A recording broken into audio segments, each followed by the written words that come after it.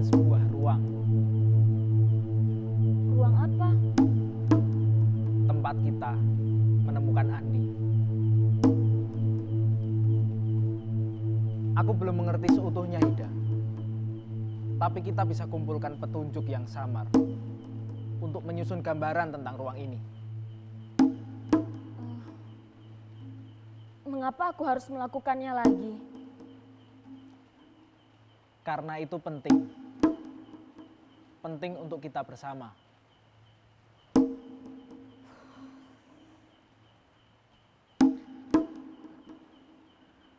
Kita mulai dari mimpi teman-teman Andi. Apa ada mimpi teman-teman Andi yang kamu ingat? Bagaimana aku bisa mengingatnya lagi?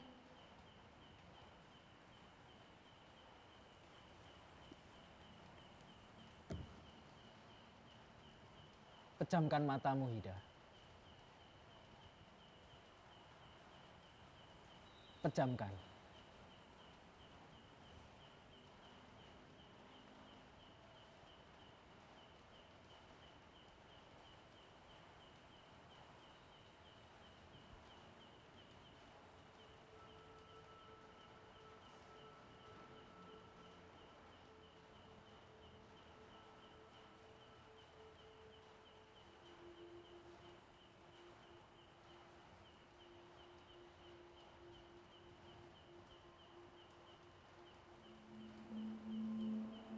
Apa yang kamu lihat?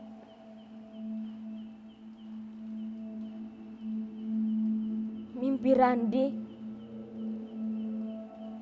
Mimpi Randi. Apa mimpinya?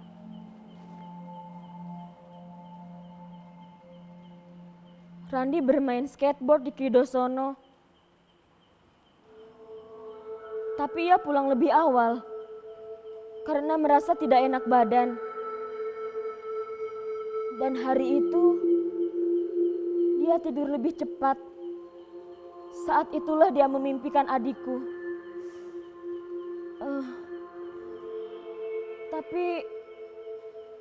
Tapi mendengar ceritanya, aku merasa tidak nyaman. Aku tidak ingin mempercayai mimpinya. Aku pikir Randi hanya lelah. Dan mimpi itu tidak ada sangkut pautnya dengan adikku. Ida, apa mimpinya? Ia mimpi berkendara keliling sama tukang jagal. Tukang jagal?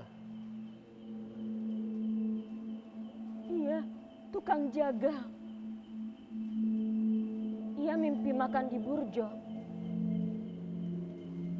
Lalu tiba-tiba dia di bar. Dan di bar itu dia berkenalan dengan seorang perempuan.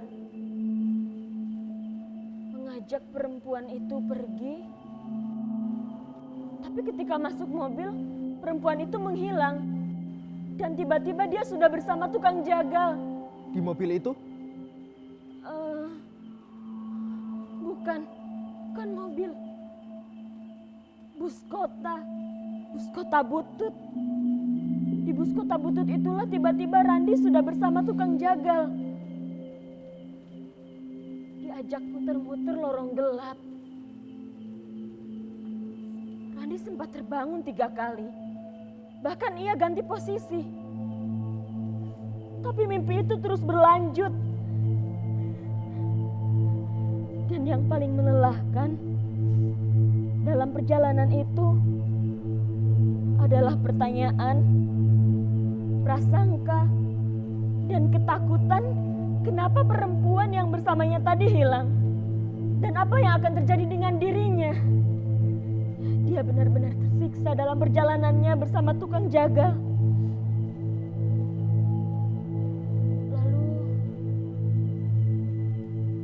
Lalu?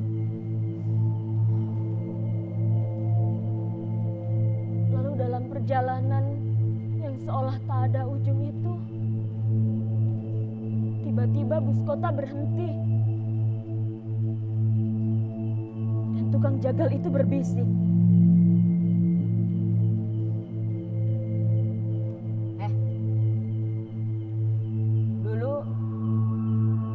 juga tukang bakso loh.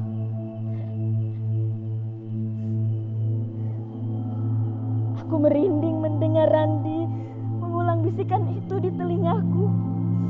Seolah dirinya lah tukang jagal. Tiba-tiba banyak orang yang masuk ke dalam bus. Tidak jelas mereka datang dari mana. Tapi semuanya tukang jagal. Dan Randi kenal orang terakhir yang masuk. Andi. Randi bertanya kepada adikku, dia mau dibawa kemana. Tapi justru dia malah dicekik. Dan Randi terperanjat bangun. Aku tidak mengerti kenapa adikku datang dengan cara seperti itu ke dalam mimpi Randi.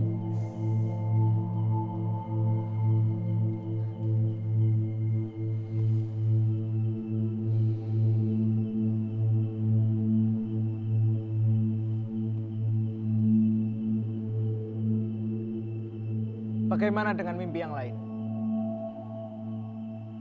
Apa yang kamu ingat? Mereka memimpikan adikku dengan cara yang berbeda-beda. Ingatan mereka dan apa yang mereka pikirkan tentang adikku sepertinya juga berbeda-beda. Sehingga adikku datang ke dalam mimpi teman-temannya dengan ciri yang berbeda-beda pula. Randi. Dia bilang rambut adikku cepak, mirip potongan tentara. Jordan bilang rambut adikku warnanya merah. Sementara Iksan bilang rambut adikku gondrong. Tapi meskipun berbeda-beda, mereka yakin itu adikku. Yang membuat mereka yakin seseorang yang datang ke dalam mimpi mereka adikku adalah wajah. Wajah yang ketika mereka menatapnya, mereka merasa terganggu. Tapi juga merasa akrab dengan kenyamanan yang diberikan kehadiran wajah itu.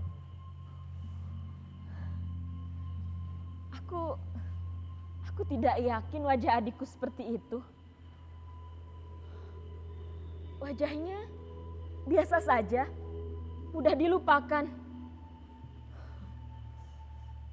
Mendengar cerita teman-temannya, aku jadi merasa tidak mengenali adikku sendiri. Dan setelah itu aku menelpon Mama. Kenapa? Untuk bertanya, apakah Mama juga mimpi adikku? Lalu, apa mimpi mamamu? Tidak ada. Mama tidak memimpikan adikku. Aku juga tidak. Dan semua orang di keluargaku juga tidak. Andi hanya datang ke dalam mimpi teman-temannya.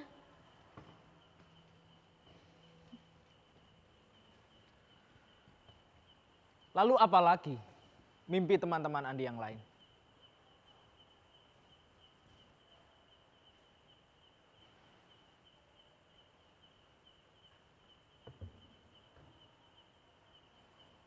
Aku melihat mimpi Iksan.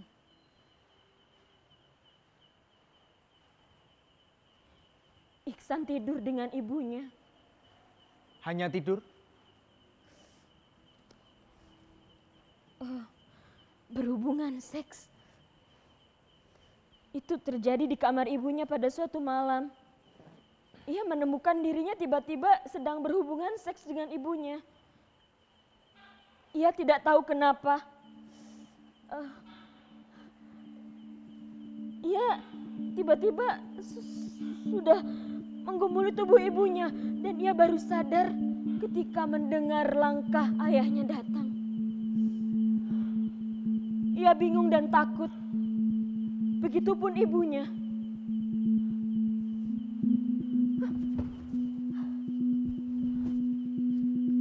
Ibunya mendorong Iksan ke dalam lemari dan menguncinya.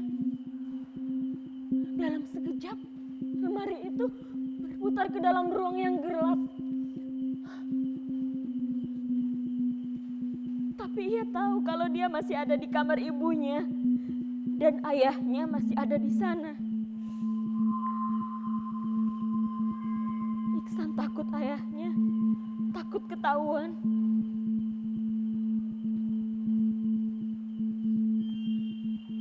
Ketika melihat cahaya masuk ke dalam lemari, Iksan meringkuk ke pojok. Dan dalam momen itulah ia berharap segera terbangun. Tapi apa yang bisa kamu lakukan dalam mimpi buruk? Tidak ada. Kamu tidak punya kebebasan. Iksan memang bisa membuka matanya dan melihat langit-langit kamar.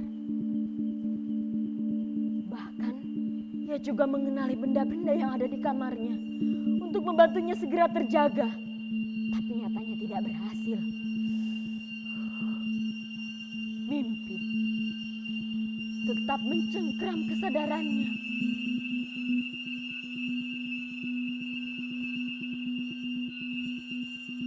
Tidak berselang lama, Iksan mendengar langkah dan derit engsel. Ia lupa siapa yang pertama kali dia lihat. Dan dia juga tidak ingin melihat siapa-siapa. Tapi lelaki berambut gondrong sudah berdiri di depannya.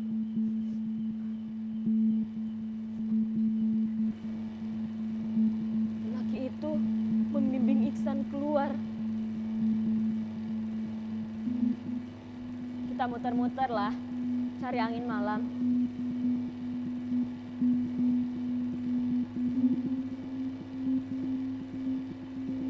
Lelaki itu mengajak Iksan pergi naik becak. Dari arah utara, becak itu berputar ke Abu Bakar Ali dan berbelok ke Malioboro. Iksan benar-benar tidak berani menatap lelaki di sampingnya. Padahal lelaki itu di jalan banyak bercerita.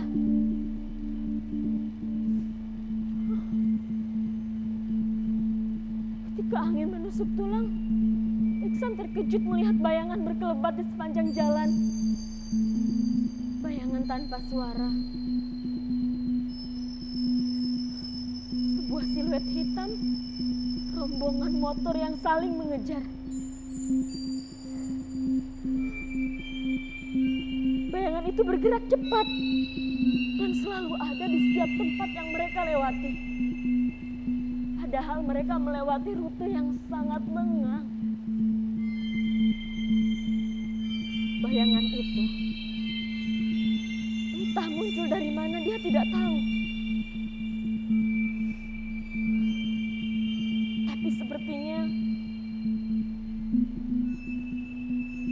itu berasal dari benda yang mereka ayunkan. Bayangannya berkilat-kilat.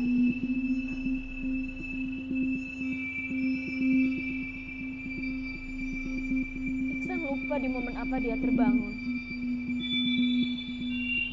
Tapi yang paling dia ingat, dia tidak bisa turun dari becak itu. Dan dia bilang, di antara bayangan itu, dia melihat Murud. Apa yang kulakukan? Tidak tahu. Apakah mimpi-mimpi ini bisa memberi petunjuk di mana adikku? Aku tidak tahu, Hida.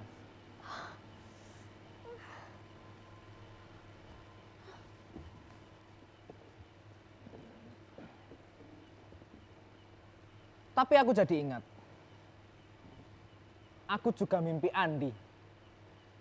Hah? Mimpi Andi? Tapi sebenarnya aku tidak yakin. Itu mimpi tentang Andi. Memangnya apa yang kamu lihat?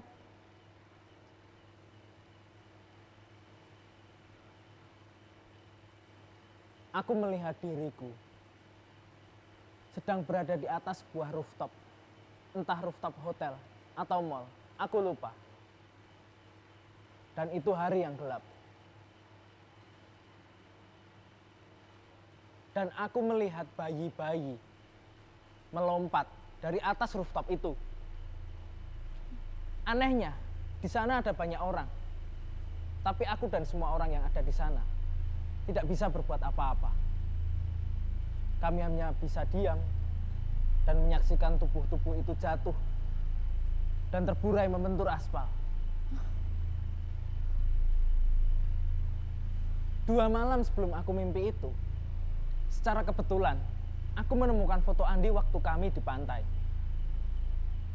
Di foto itu, Andi sedang tersenyum sambil membentangkan bendera geng kami.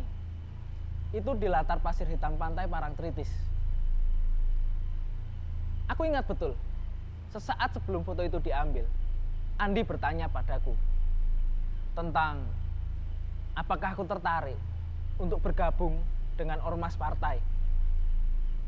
Katanya dia didatangi seseorang yang tiba-tiba mengajaknya bergabung. Dan Andi meminta pendapatku. Lalu di mana adikku?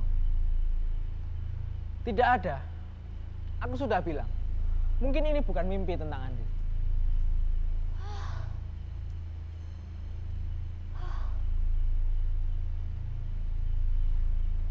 Kenapa buka mata, Hida? Aku sulit mengingat. Sebelumnya aku sudah melakukan hal semacam ini. 3 minggu lalu aku menemani Kakung menemui bapak tua di pedalaman Kediri untuk mencari di mana adikku. Tapi bapak tua itu bilang kalau adikku sulit untuk ditemukan. Dan dia bilang kalau kami bukan orang yang dekat dengannya. Tapi akhirnya dia memintaku untuk membantunya mencari adikku. Aku dipersilahkan duduk di kursi. Kemudian tubuhku jadi ringan. Tapi aku tidak bisa bergerak. Dan setelah itu aku tertidur. Dan yang terjadi setelahnya membuatku demam. Dan aku tidak ingin mempercayai apa yang aku lihat. Dan aku tidak ingin melihatnya lagi sekarang. Oke, Hida. Tenangkan dirimu. Ayo kita mulai lagi.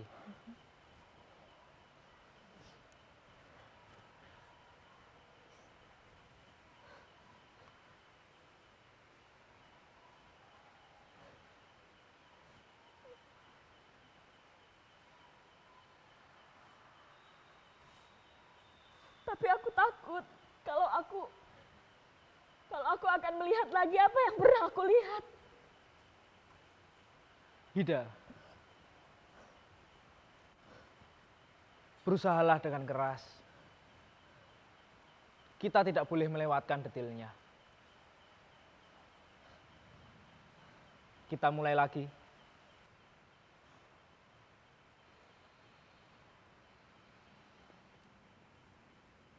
Pejamkan matamu lagi, Hida.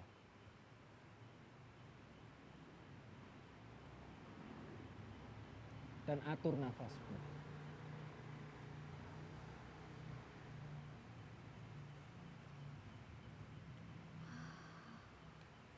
Tarik perlahan. Hembuskan.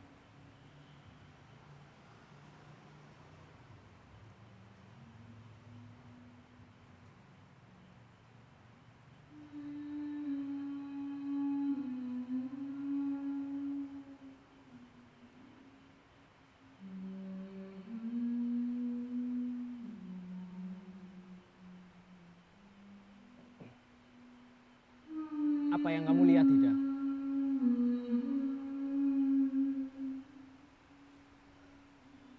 Hutan pinus. Hutan pinus. Hutan pinus macam apa? Hutan luas. Tanpa batas. Di Sebuah bukit yang seluruh permukaannya dipagari bayangan pohon pinus yang tumbuh menjulang.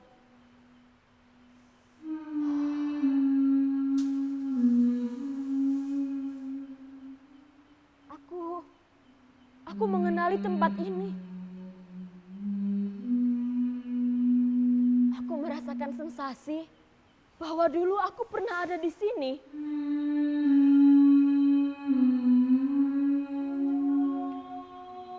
Ada apa, Hida? Anak kecil. Anak kecil? Sedang apa? Dia menatapku. Aku mengikuti anak itu. Dia kemana? Dia berjalan ke arah gua. Berjalan lurus, tanpa berbelok-belok sambil terus menoleh ke arahku.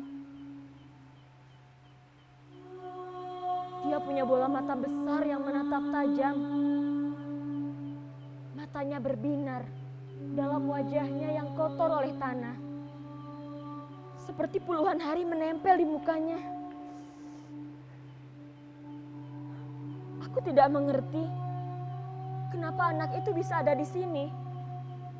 Aku melihat dia berjalan seperti minta diikuti. Hida, ikuti anak itu. Jangan takut. Tapi banyak mayat orang bertato di hamparan hutan ini. Jangan teralihkan. Ikuti anak itu. Apa dia adikku? Kenapa, Hida? Dia berhenti. Dia menghampiri mayat seekor anjing yang jaraknya hanya beberapa meter di depanku. Dia mengelus mayat anjing itu. Tangannya membersihkan daun-daun di tubuh anjing hitam malang di depanku.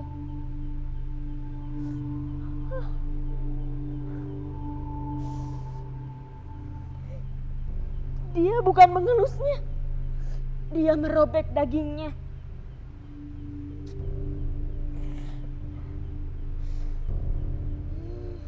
Hida. Perhatikan anak kecil itu. Apa yang dia lakukan?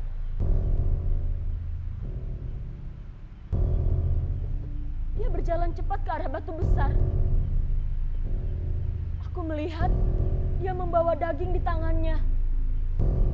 Dan dia melahap daging itu. Ketika menoleh ke arahku, wajahnya seperti berlumuran coklat.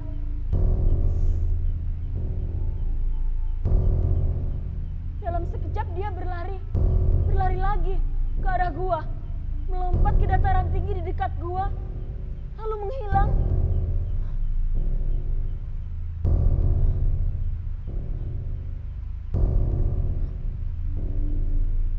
Hida, ada apa?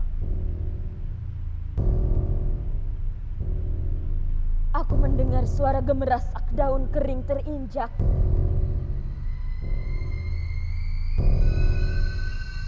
Ada yang muncul dari balik pohon di kejauhan. Itu puluhan tentara khusus berbaju loreng dengan topi baret merah. Hida, sekarang kamu di mana? Aku bersembunyi di balik pohon besar. Dari balik pohon, aku mengintip tentara itu.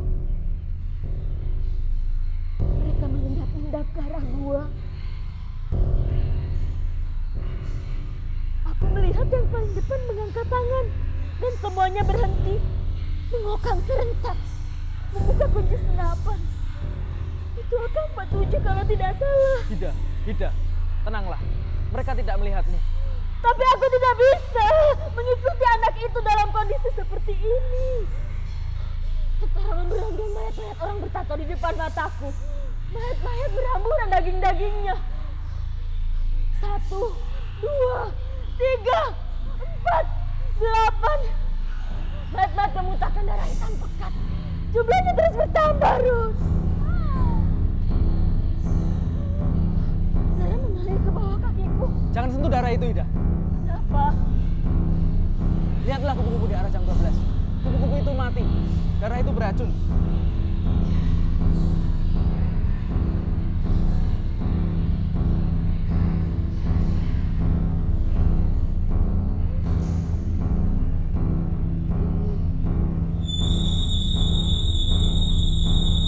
Tenangkan dirimu.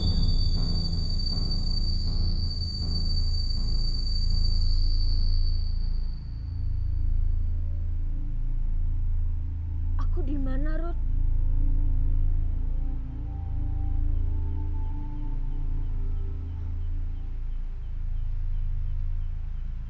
Bapak tua itu. Aku ingat dia membawaku ke sini. Dan anak kecil itu dia menghilang masuk gua dan aku tahu jalannya.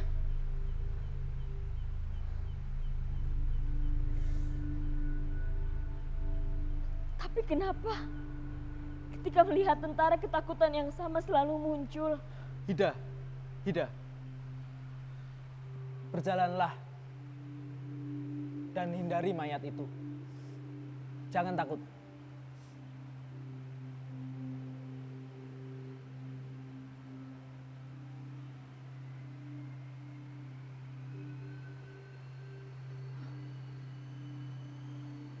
Aku mendengar seseorang minta tolong. Jangan teralihkan, Hida. Kamu terlalu sering berhenti. Tapi tentara juga terus menembak. Itu tidak penting.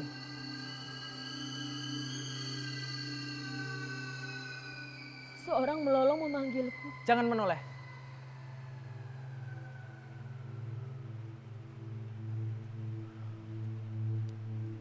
Hida. Hida. Dengarkan aku. Merangkaklah ke dalam gua itu dengan menutup telinga. Ayo.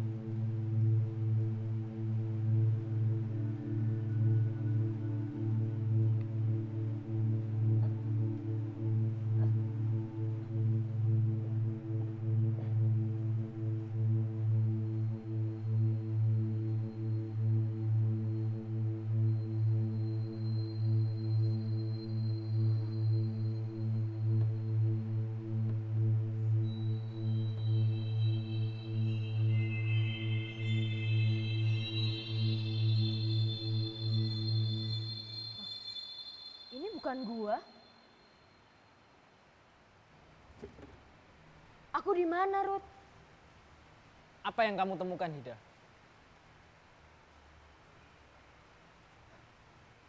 Jalanan besar. Kendaraan lalu lalang. Orang-orang menyeberang.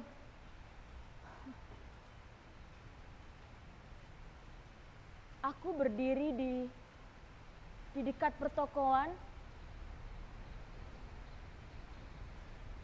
Bangunan lawas berdiri di dua sisi jalan besar ini.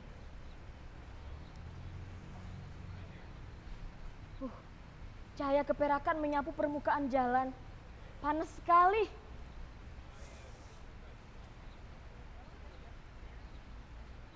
Dari arah barat yang terhalang beringin besar itu, sebuah lokomotif kereta berdengung panjang, lalu berhenti. Aku mengikuti suara kereta. Pengemudi beca menawariku tumpangan, tapi aku menolaknya. Betapa ramai.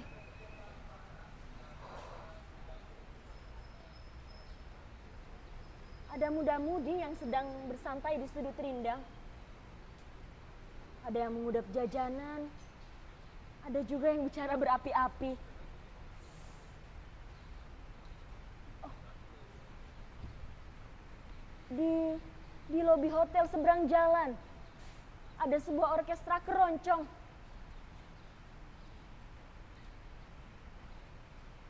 Para turis sedang berpesta. Ini aku seperti berada di ruang asing di masa lalu. Tapi aku juga merasakan apa ya? bahwa aku pernah ada di sini. Pada mulanya aku memang tidak mengenali tempat ini. Bapak tua itu berbisik dalam pikiranku. Kejarlah adikmu ke tempat dulu dibesarkan. Tapi aku tidak tiba di tempat lamaku di Keranggan. Aku tiba di tempat yang salah. Iya, pada mulanya aku memang tidak mengenali tempat ini. Sampai kemudian aku melihat sebuah plang yang tak asing. Aku ada di kota tua Malioboro. Dan aku seperti berjalan di gambar lama di atas kartu pos. Hida, apa kamu menemukan anak kecil itu?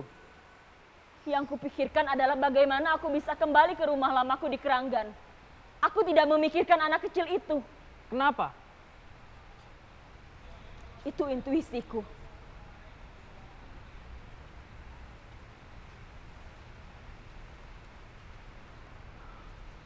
Aku jalan lurus mau ke Tugu.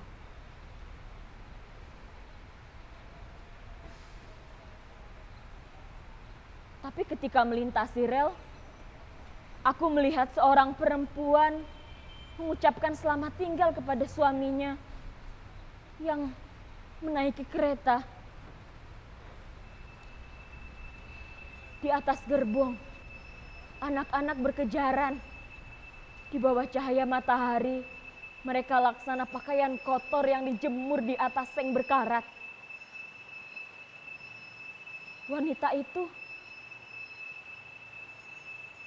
mengambil botol air mineral di tas merah yang tercanteng di bahunya. Tapi ketika kereta itu pergi dan dia menyadari bahwa dia kehilangan anaknya, botol air mineral itu jatuh menggelinding ke jalan dan sepeda motor dari arah barat melindasnya. Hida, kenapa perhatikan perempuan itu? Aku bilang ini intuisiku.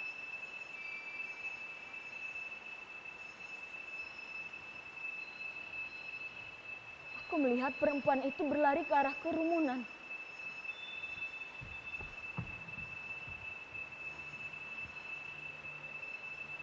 Mengejar kereta dan berteriak-teriak. Andi, Andi, turun, turun. Seorang anak kecil, mungkin belum usia 10 tahun, melompat dari atas kereta ke hamparan kerikil. Anak itu menghampiri perempuan tadi. Ibunya.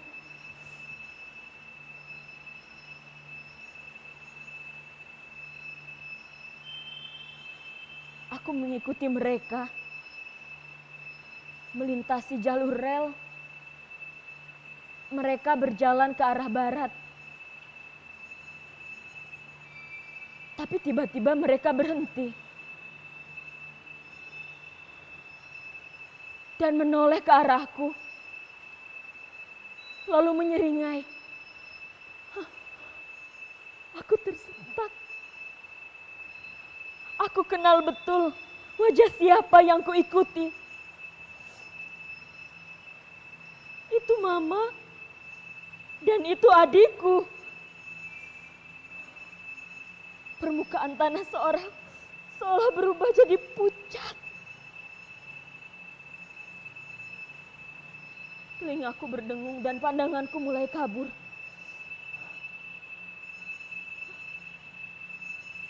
Aku tiba-tiba ada di ruang makan, di rumah mereka. Rumahnya di kompleks Pasar Kembang.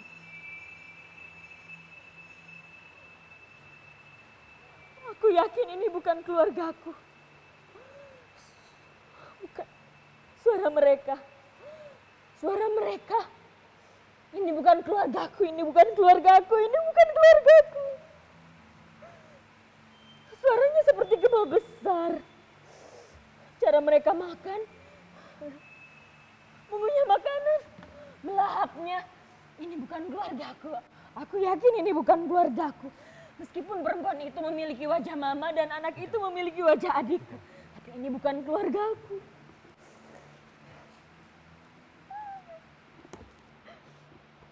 Ini bukan keluarga.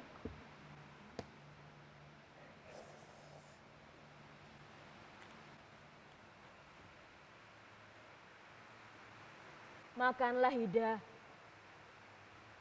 Kalau terus menolak makan, kamu jadi sakit. Ibu khawatir. Saya bukan anakmu. Aku pikir itu adalah kalimat yang paling tepat yang bisa aku ungkapkan. Perempuan itu berkaca-kaca, tapi lantas menyeringai. Dan dia bilang kalau aku pandai membuat lelucon.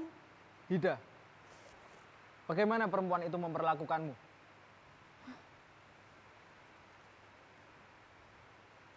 Dia memperlakukanku seperti anaknya sendiri.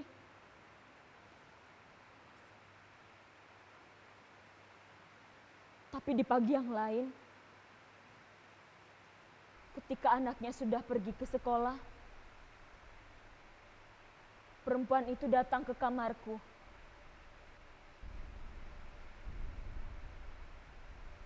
Dia duduk di sampingku yang sedang berbaring malas.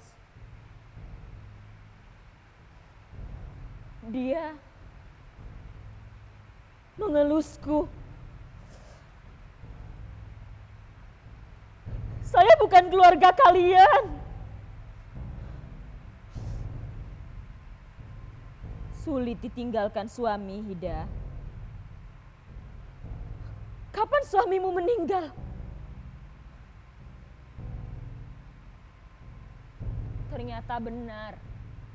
Kamu bukan Hida. Kalau kamu Hida, kamu tidak akan bertanya kapan dan kenapa seseorang mati di tempat ini. Setiap hari selalu ada orang yang dibunuh di jalan depan atau dimanapun di tempat ini. Saya tidak tahu. Kamu tidak memberitahu saya apapun. Aku khawatir kamu akan pergi seperti yang lain.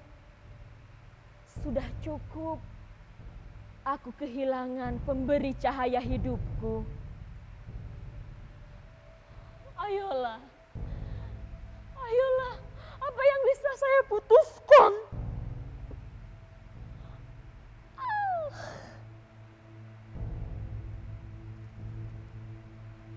Suamiku dibunuh, Hida. Seorang pria tanggung masuk ke rumah ini, membacoknya. Leher suamiku putus.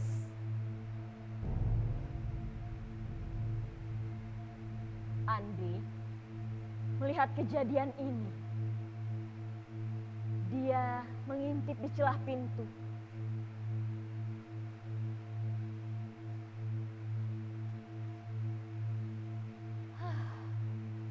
Kita tidak bisa memiliki seseorang untuk selamanya. Dan kita juga tidak bisa memiliki anak-anak untuk selamanya. Jika kamu tinggal di tempat ini. Memangnya apa yang salah dengan tempat ini? Memangnya apa? Memangnya apa yang salah dengan tempat ini? Apa? Apa yang salah dengan tempat ini? Hida. Kenapa memangnya tempat ini? Hida. Hah? Kenapa? Tenanglah. Buka matamu, Hida. Buka matamu, Hida.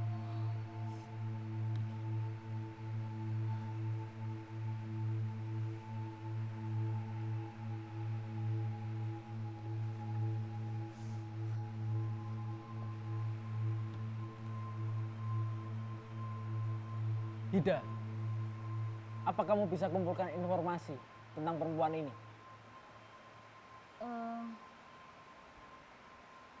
Perempuan itu bilang kalau sebelum pemilu yang dimenangkan Golkar untuk kedua kalinya, dia dan suaminya pindah rumah. Ya, aku ingat. Itu ketika mengandung adikku. Mereka pikir mereka bisa memulai semuanya dari awal. Tapi yang mereka lihat ketika pertama kali tiba di rumah barunya adalah rombongan. Mereka melihat sebuah rombongan yang sedang membagi pelaku penikaman sersan pangkat 2 ke dalam potongan-potongan kecil. Sersan pangkat 2. Di pos polisi, rombongan itu mengirim pelaku pembunuhan ke berita koran dan mulut orang-orang. Dari arah utara, sebuah bus kota berisi rombongan tadi. Dan rombongan itu kembali melompat keluar dan membabat 3 pria di depan stasiun Tugu seperti memangkas tanaman. 3 pria? Perempuan itu benar-benar tidak menyangka kalau dia akan melihat kejadian yang seperti itu. Dan itu pertama kalinya mereka pindah rumah. Di pos polisi, perempuan itu melihat seorang bapak tua, mungkin belum usia 50-an tahun. Siapa namanya? Bapak tua itu mereka mengenalnya dengan nama Pak Badran. Badran? Bukan. Pak Badrun. Pak Badrun. Iya. Perempuan itu melihat Pak Badrun sedang mengobrol dengan tukang beca di pos polisi. Tapi setelah itu tukang beca itu melipir. Kenapa? Yang lainnya juga begitu, menunduk atau menggeleng. Sampai bapak tua itu pergi menemui orang yang berbeda. Kecemasan melingkari wajah Pak Badrun. Kecemasan yang mengancam orang lain. Seolah-olah bila kita ada di dekatnya, akan datang mara bahaya. Dan perempuan itu mendengar Pak Badrun meminta tolong untuk membantunya mengangkat anaknya di pos polisi. Itu waktu petang. Dan saat itulah Pak Badrun melihat suaminya. Kemudian setelah itu, kisah kehidupan keluarga mereka pun berubah.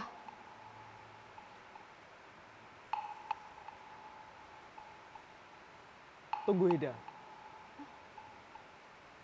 Apa pekerjaan suaminya?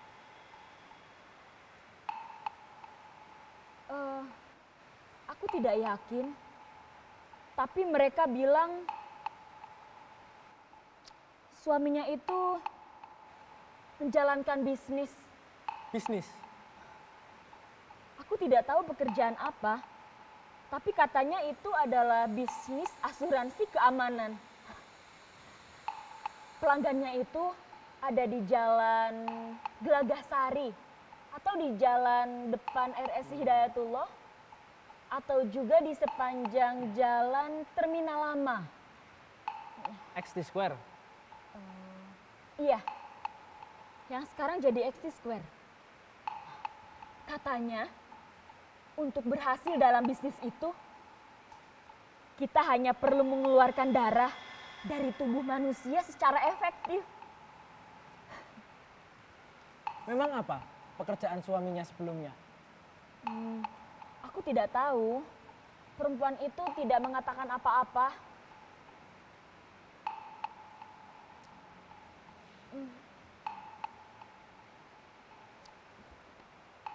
Bisnis. Lalu apa lagi, Ida, yang dilakukan perempuan itu di kamarmu?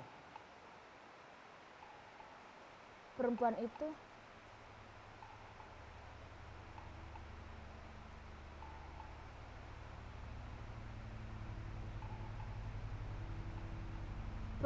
itu mengajakku ke kamarnya. Aku melihat boneka beruang abu-abu tergolek di kasur.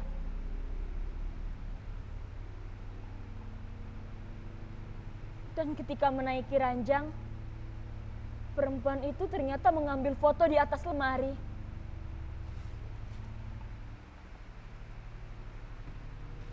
Ini foto suamiku.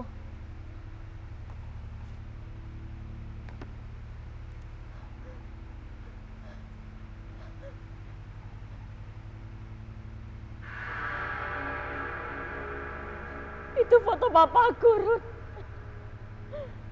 Dan dia memunculkan banyak foto. Tidak, jangan berlama-lama dengan foto miliknya.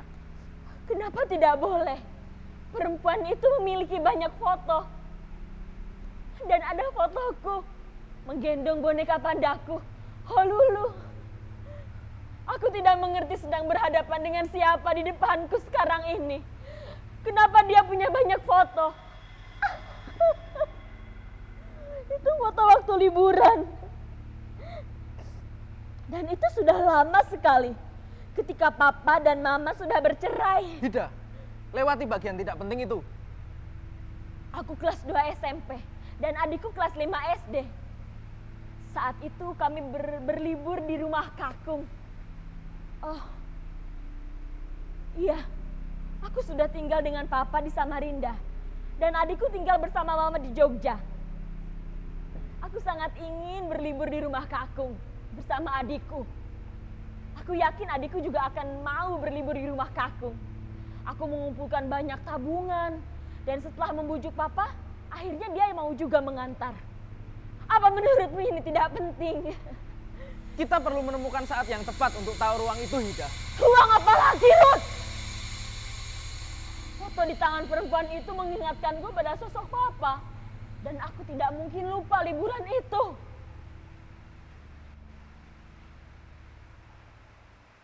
Liburan itu, aku membawa boneka pandaku, Honolulu. Aku membawanya di ransel. Honolulu, boneka pandaku adalah jin dari 1001 malam yang terjebak di boneka panda berperut kembung dan dia terdampar di supermarket. Oh, Honolulu.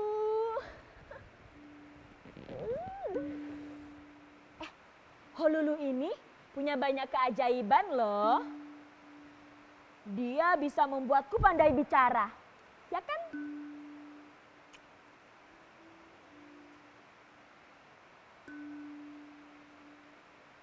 Oh iya, kamu tahu, aku punya cerita yang bisa membuat papa dan tante bilang kalau aku pencerita yang hebat.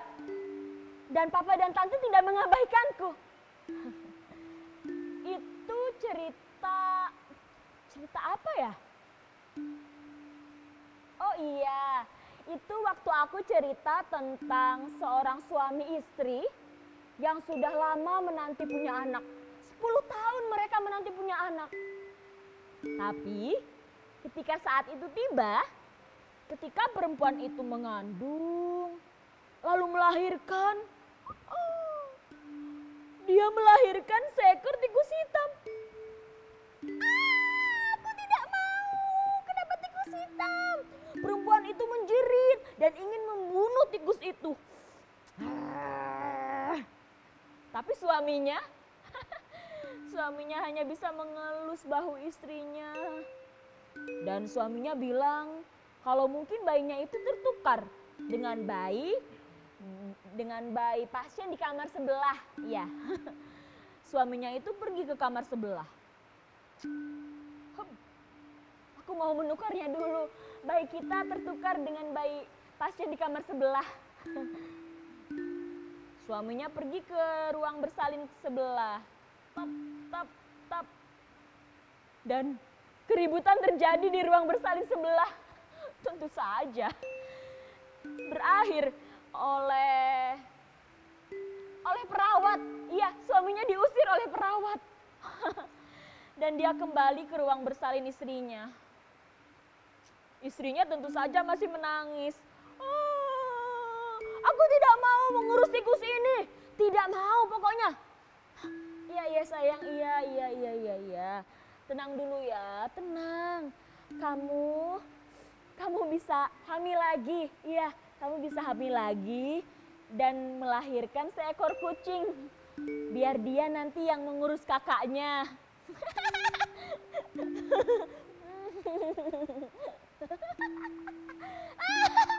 Aduh, Holulu. Itu cerita Holulu. Adikku pasti suka kalau aku membawakan Holulu untuknya. Katanya dia butuh teman untuk hidup berdua bersama mama. Ya, butuh banyak kekuatan katanya. Aku pikir Holulu bisa membantunya. Ya kan?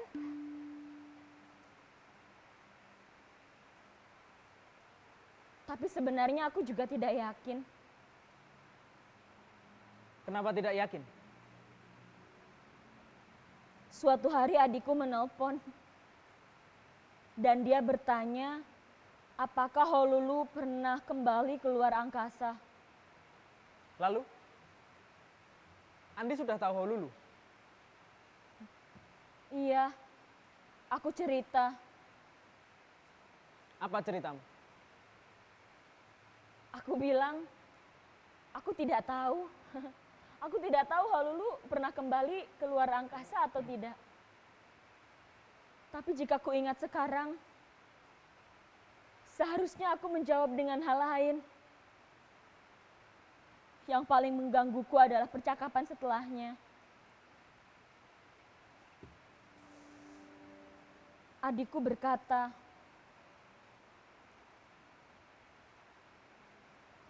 "Aku mungkin adalah makhluk luar angkasa, seperti bonekamu." Oh, tapi ternyata bukan.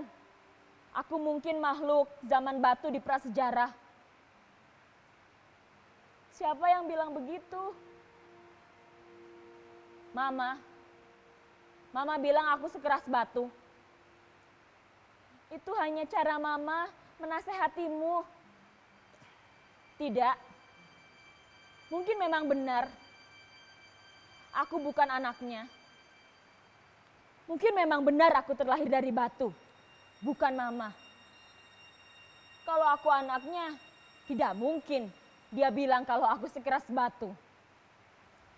Itu hanya cara mama memberimu pengertian. Ah, sudahlah. Seharusnya aku menelpon guru sejarah, bukan menelponmu. Lalu dia mematikan telepon. Dan aku tidak tahu apa yang terjadi setelahnya. Tapi suaranya sudah berubah. Kenapa aku mengingatnya sekarang? Iya, karena itu yang terekam dalam memoriku. Suaranya terdengar bulat. Seperti suara orang yang sudah mati. Kadang-kadang aku merasa adikku 5 tahun lebih tua dariku. Ketika aku berumur 15, 17, atau 20, aku selalu merasa adikku 5 tahun lebih tua dariku. Aku tidak tahu kenapa. Ada jarak yang membuat kami terpaut sangat jauh.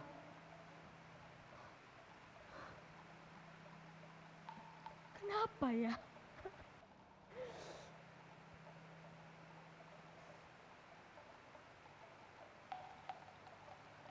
Saat itu aku sangat ingin bertemu dengan adikku.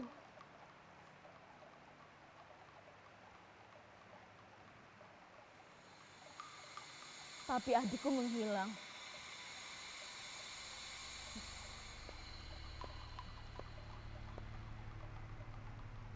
Sesampainya di rumah Kakung, aku melihat orang-orang berkerumun di dekat gua. Mencari adikku. Adikku tidak kembali sejak malam sebelumnya. Dalam perjalanan di mobil bersama Papa, aku sudah membayangkan apa yang akan kami lakukan di rumah Kakung. Tapi yang kudapati hari itu hanya rasa takut. Tidak ada harapan untuk adikku. Andi kembali ke Jogja, Hida. Kamu sudah tahu itu. Iya.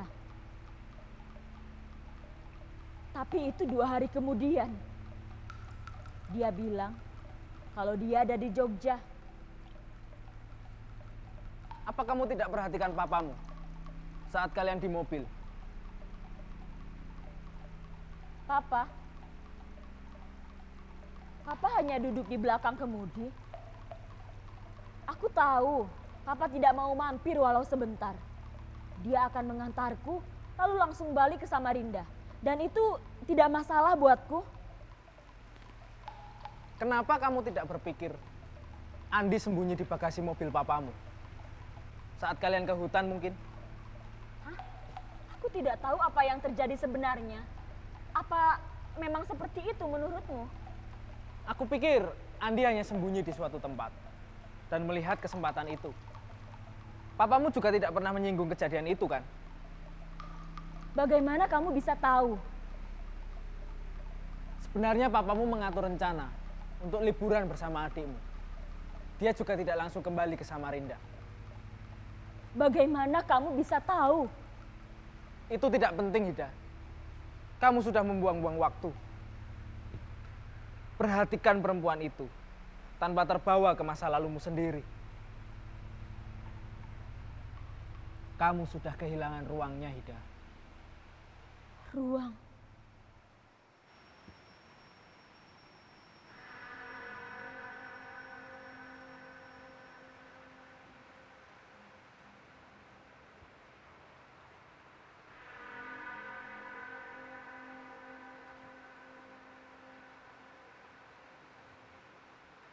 Perempuan itu bercerita,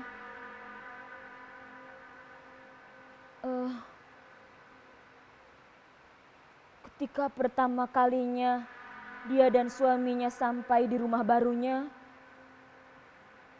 suaminya pergi bersama Pak Badrun.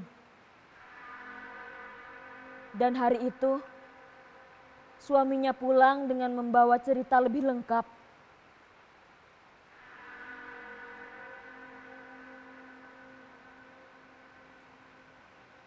Katanya, beberapa jam sebelum preman itu dikeroyok, pria itu sempat mencari korek untuk menyulut rokok di jebitan bibirnya. Rokok itu pendek, nyaris tenggelam di antara kumisnya. Ia memungutnya di jalan.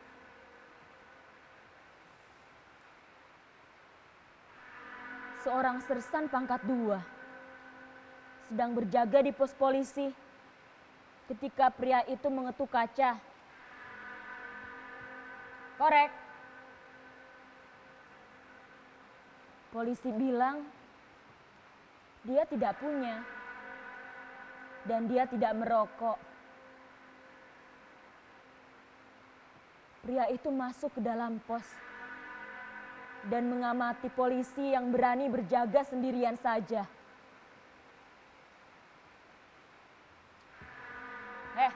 Korek. Aku tidak merokok. Polisi suka bohong.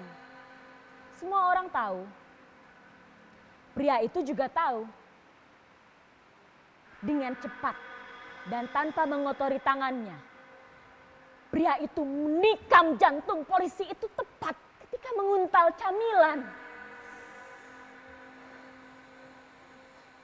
Ia melawan kemalangan si polisi itu dengan menekan pisau tembus punggung.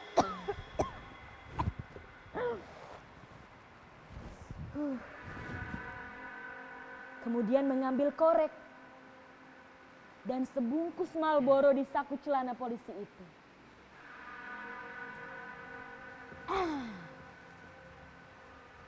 Dan menonton TV saat sebelum pergi.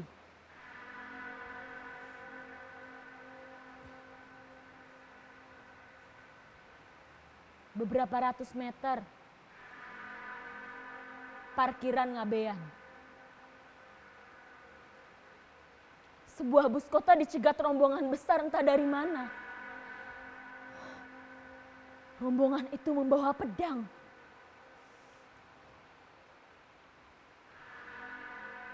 Kata perempuan itu, mereka memang sudah biasa membuat Jogja menjadi adem. Adem sampai bikin ngilu tulang.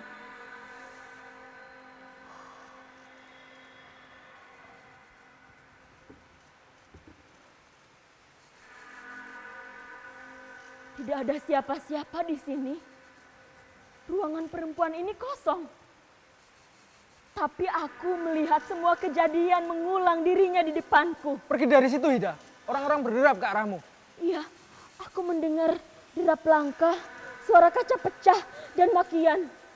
Suami perempuan itu mau dibunuh. Sebelumnya dia pernah membunuh preman di kompleks pelacuran Giwangan. Aku melihat bagaimana suaminya berkelahi di ruang tengah pada malam hari. Rumah ini dihuni hantu-hantu. Tapi semua mengulang kejadiannya di depanku. Mau kemana, Ida? Aku mendengar suara anak menjerit. Itu suara adikku. Jangan dekati rumah itu. Tapi itu suara adikku. Jangan ke sana.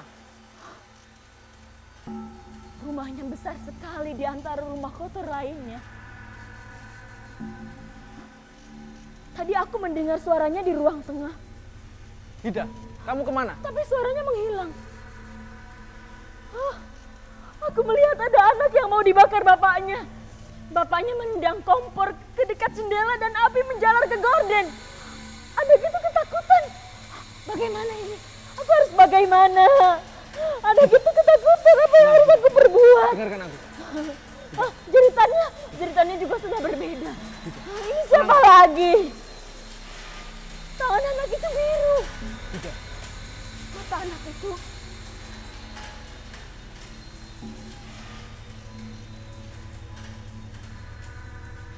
matamu, Ruth.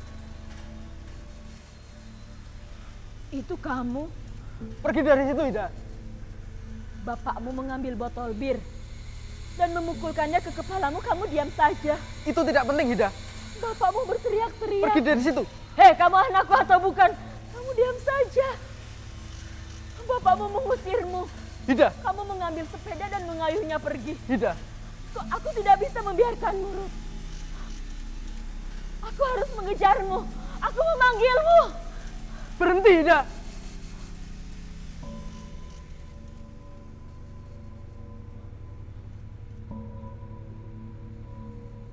Kamu tidak akan menemukan Andi di rumah manapun. Kenapa? Karena kamu melewatkan detil ruang yang lain. Lalu mengapa aku melihat masa lalumu, tapi tidak adikku? Perhatikan saja yang lain.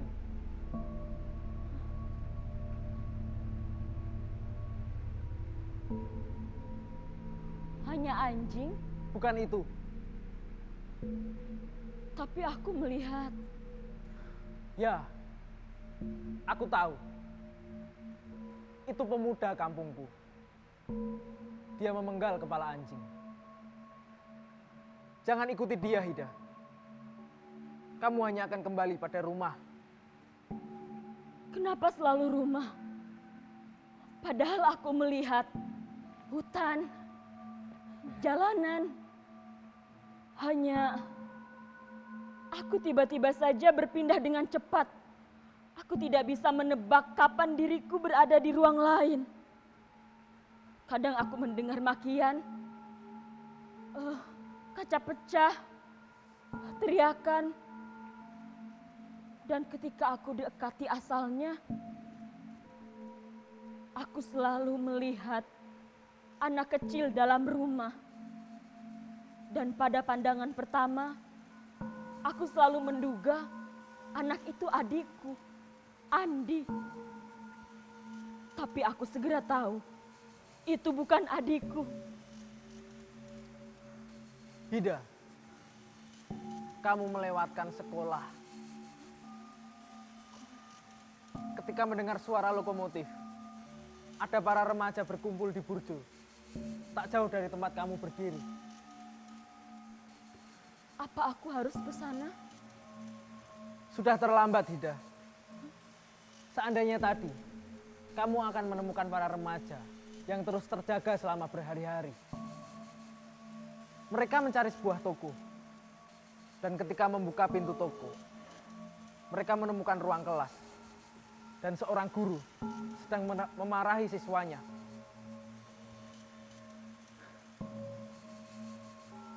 Mereka membawa pedang. Seandainya tadi kamu mengikuti mereka, mungkin mereka bisa membawamu menemukan Andi. Mereka membawa pedang, menaiki motor, dan melakukan olahraga malam di jalanan. Tapi kenapa aku tidak bisa melihat mereka? Karena kamu tidak mengenal jalanan, Hida. Aku takut. Tidak perlu takut. Mereka tidak akan mengganggumu. Mereka sama dengan orang-orang yang kamu temui sebelumnya. Mereka hanya tinggal rangka dan terpendam. Dan orang-orang melupakan nama mereka. Dan nama-nama lain mengganti nama mereka. Dan nama-nama berikutnya. Tapi kenapa kamu bisa melihat mereka? Ada yang bisa melihat mereka. Dan ada yang bisa melihat lebih banyak. Di jalanan. Dimanapun. Di kota ini. Siapa orang-orang itu?